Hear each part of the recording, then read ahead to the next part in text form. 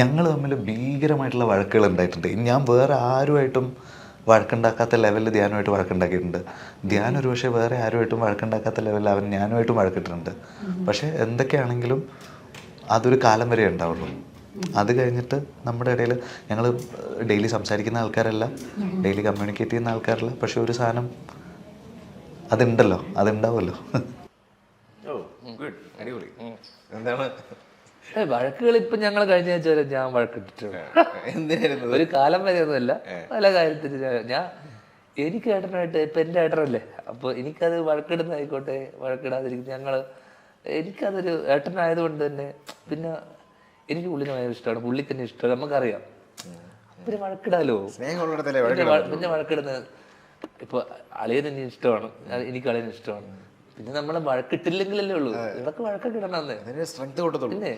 അപ്പൊ അത്തരം വഴക്കുകൾ എനിക്കിപ്പോ ഞാൻ പൊതുവെ ആൾക്കാരുടെ വഴക്കിടുന്ന ആളേ അല്ല. ഞാൻ ആരുടെയും കൂടെ വഴക്കിടുന്നുണ്ടെങ്കിൽ ആ വഴക്കിടുന്ന ഒരേ ആൾ എൻ്റെ ഏട്ടനായിരിക്കും. കാരണം ഞാൻ പോകുന്ന സ്ഥലത്തൊക്കെ ഒരു സന്തോഷവും അല്ലെങ്കിൽ ആൾക്കാരെ ചിരിപ്പിക്കാനും അല്ലെങ്കിൽ ആ സഭയിൽ നമ്മൾ എന്തെങ്കിലും പ്രശ്നങ്ങളുണ്ടെങ്കിൽ അത് സോൾവ് ചെയ്ത് അവർക്കിടയിലുള്ള പ്രശ്നങ്ങൾ തീർക്കാൻ നോക്കുന്ന ആളാണ് ഞാൻ. ഒരു പോസിറ്റിവിറ്റി സ്പ്രെഡ് ചെയ്യണം അല്ലെങ്കിൽ ഹാപ്പിനെസ് ഉണ്ടാവണം നമ്മൾ പോകുന്ന സ്ഥലത്ത് ആഗ്രഹിക്കുന്ന ആളാണ് ഞാൻ. അങ്ങനെയുള്ള ഞാൻ അല്ലെങ്കിൽ അതേപോലെ ഇരിക്കുന്ന ചേട്ടൻ, ഏത് ചേട്ടനും അതിന്റെ വേറെ വേർഷനാണ്. കാരണം പുള്ളി എവിടെ പോയാലും പുള്ളി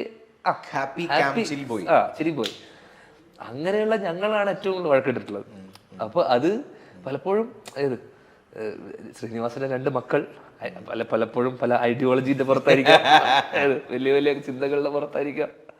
അപ്പം 2 ആൾക്കാരാ കംപ്ലീറ്റ്ലി എന്ന് വെച്ചുകഴിഞ്ഞാൽ 2 തരത്തിലുള്ള 2 സ്വഭാവമുള്ള കംപ്ലീറ്റ്ലി ഓപ്പോസിറ്റ് ആയിട്ടുള്ള 2 ആൾക്കാർ. അപ്പൊ അതുകൊണ്ട് തന്നെ പക്ഷെ ഞങ്ങൾ ഏട്ടനും അനിയനോ, അപ്പൊ ഭയങ്കരമായ ഒരു കോൺട്രാസ്റ്റ് ഉണ്ട് അതിനകത്ത്. അപ്പോൾ പക്ഷെ ഞാൻ എന്ത് പറഞ്ഞാലും പുള്ളി എന്നോട് ക്ഷമിക്കും, അതാണ് എൻ്റെ ഏറ്റവും രസം. പുള്ളി എന്ത് പറഞ്ഞാലും എനിക്ക് ഓക്കെയാ, അത് വേറെ കാര്യം.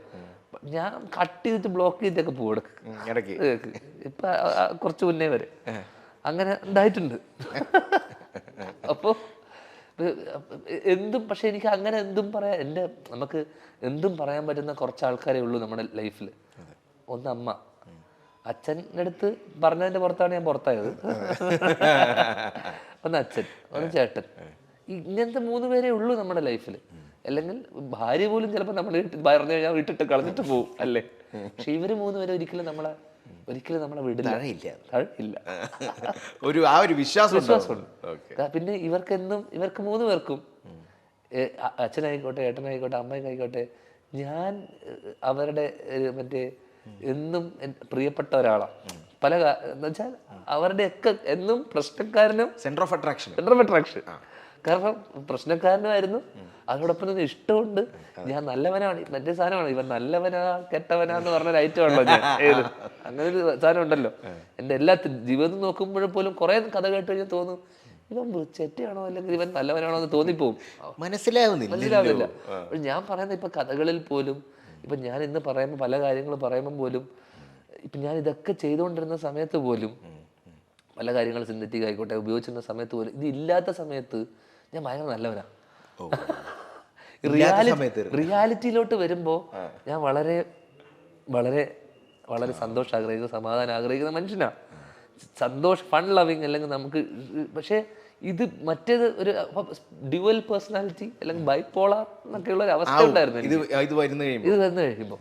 ഇതാണ് എന്നെ പലപ്പോഴും ഈ പറഞ്ഞ ഇൻഫ്ലുവൻസ് ആണ് എന്നെ ഈ പറഞ്ഞ സ്പ്ലിറ്റ് പേഴ്സണാലിറ്റി എന്നൊക്കെ പറഞ്ഞ പോലെ സാധനമുണ്ട്. അപ്പൊ എൻ്റെ ആ ഒരു സമയം അല്ലെങ്കിൽ ആ ഒരു കാലഘട്ടം, കോളേജ് അല്ലെങ്കിൽ ടീനേജ് അഡോളസെന്റ് സമയവും എൻ്റെ ഇപ്പോഴത്തെ സമയമൊക്കെ നമുക്ക് വേണമെങ്കിൽ 3 ആൾക്കാരായിട്ട് തന്നെ പറയാം. ഞാൻ ഇങ്ങനെ ആയിരുന്നില്ല, എൻ്റെ സ്വഭാവം ഇങ്ങനെ ആയിരുന്നില്ല, ഞാൻ സംസാരിച്ചിരുന്ന രീതി ഇങ്ങനെ ആയിരുന്നില്ല, ബിഹേവ് ചെയ്ത രീതി ഇങ്ങനെ ആയിരുന്നില്ല, എൻ്റെ അച്ഛനമ്മയോട് അപ്രോച്ച് ഇങ്ങനെ ആയിരുന്നില്ല, എല്ലാത്തിലും വ്യത്യാസമുണ്ട്. അതുകൊണ്ട് തന്നെ ഇന്നത്തെ ഞാൻ എന്ന് പറഞ്ഞാൽ ഭയങ്കര റിഫൈൻഡ് ആയിട്ടുള്ള, പക്ഷെ അതോടൊപ്പം തന്നെ വായത്തോന്നിയത് വിളിച്ചു പറയുന്ന, അന്ന് ഞാൻ വായത്തോന്നി വിളിച്ചു പറയുന്ന ആളായിരുന്നില്ല.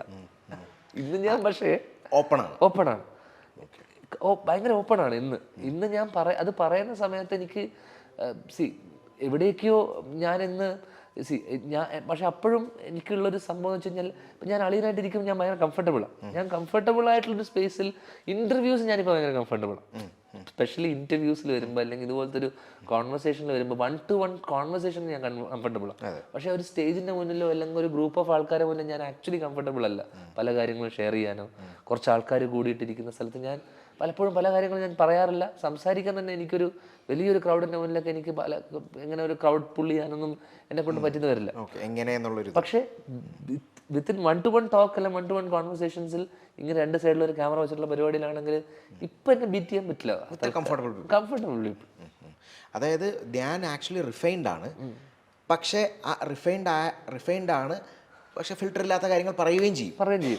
മേ ബി ഒരു 5 വർഷം കഴിഞ്ഞ് കഴിഞ്ഞാൽ ഞാൻ വേറൊരു ഇൻട്രോവേർട്ട് ലെവലിലോട്ട് ഇതൊന്നും പറയാതെ ഹലോ എന്തൊക്കെയുണ്ടേ സുഖമല്ലേ ഇങ്ങനെ മാറാം. People change. ഓക്കെ, നെക്സ്റ്റ് കാണിക്കാം.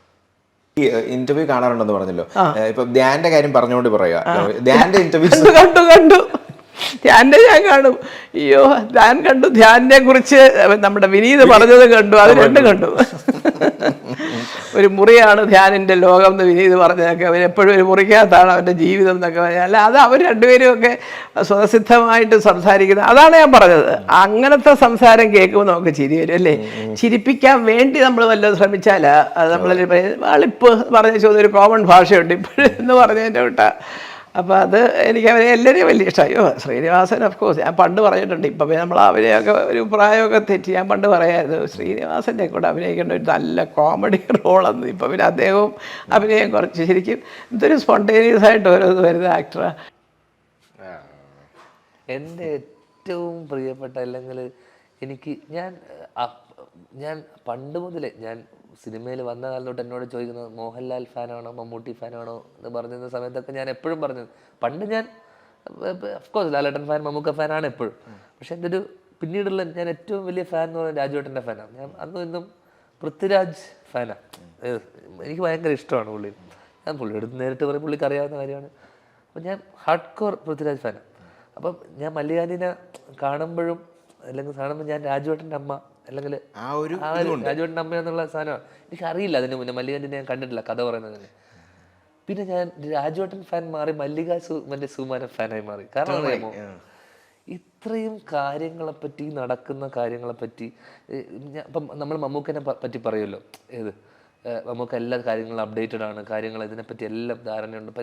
ഇത് അതുപോലൊരു മമ്മൂക്കയുടെ ഒരു വേറൊരു ഫീമെയിൽ വേർഷൻ പോലത്തെ ഒരു സാധനം, എല്ലാ കാര്യത്തിനെ പറ്റിയിട്ടുള്ള അറിവ് ടോട്ടലി അപ്ഡേറ്റഡ്. അന്ന് രാജുവേട്ടൻ ചെയ്ത സിനിമകളെ പറ്റി അടക്കം എന്നോട് അത് പറയാൻ പറ്റില്ല, എന്നോട് വളരെ പേഴ്സണലായിട്ട് പറഞ്ഞ ഇന്ദ്രേട്ടൻ്റെ സിനിമകളെ പറ്റിയിട്ടും എല്ലാത്തിനെ പറ്റിയും കൃത്യമായിട്ട് കാര്യങ്ങൾ അറിയാവുന്ന അല്ലെങ്കിൽ പിന്നെ ആ എനർജി, ആ സ്പിരിറ്റ്, ലൊക്കേഷനിലുള്ള ചേച്ചിയുടെ ഒരു ആൻറ്റിയുടെ ഒരു എനർജി, നമ്മുടെ കൂടെയുള്ള നമുക്ക് വർക്ക് ചെയ്യാൻ തോന്നുന്ന ആൾക്കാരുണ്ടല്ലോ, എന്തിനും റെഡിയായി നിൽക്കുന്ന ആ ഒരു ഏജിലാണ് ഞാൻ പ്രത്യേകിച്ച് പറയുന്നത്. കാരണം രാജുവേട്ടൻ്റെ ഒക്കെ അമ്മയാണ്, ഇന്ദ്രേട്ടൻ്റെ അമ്മയാണ്. അപ്പോൾ അങ്ങനെയുള്ള ഒരാൾ എൻ്റെ അമ്മയുടെ പ്രായമുള്ള ആളാണ്. അപ്പം അങ്ങനെ ഒരാള് നമ്മുടെ കൂടെ ഇങ്ങനെ നമ്മുടെ മറ്റേ ബഡ്ഡി നമ്മുടെ കൂടെ ഇങ്ങനെ നിൽക്കുക പിന്നെ